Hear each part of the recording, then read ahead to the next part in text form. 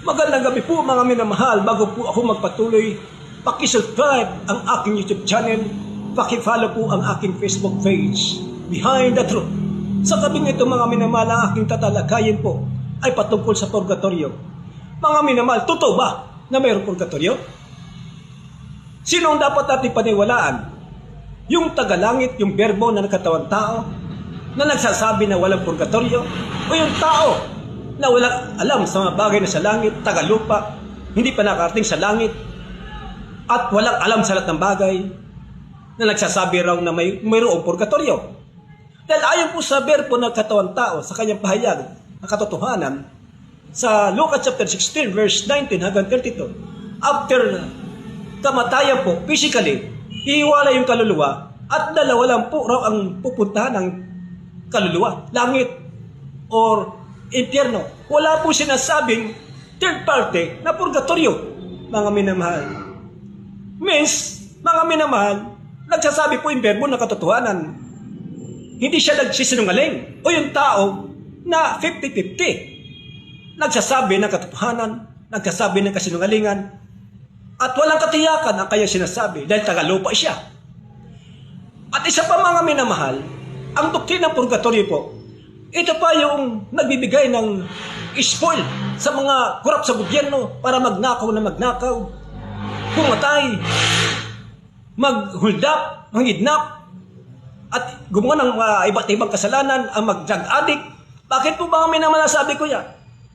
Kasi mentality, sa doktrinang alam nila, ay tinuro sa kanila, na in-inject sa kanila, na kapag raw namatay, yung kaluluwa ay mag-stop over sa purgatorio. At kapag raw ay nagbayad ng pamisa sa mga pari, mga minamahal, nagdadasalan po yung kaluluwa nung namatay, ay ililipat daw sa langit. So, mali po mga minamahal. Lalo pong naglakas loob ang mga taong gumawa ng kasalanan para hindi magkaroon ng pagkatakot sa banal na mayhawa. Kasi mentality po mga minamahal ay okay lang po.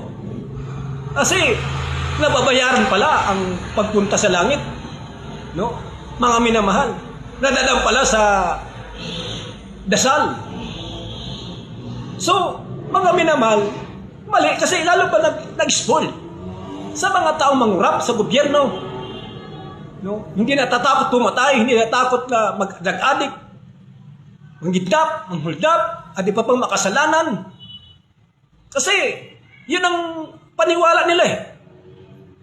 Na okay lang na ako'y magkasala. No?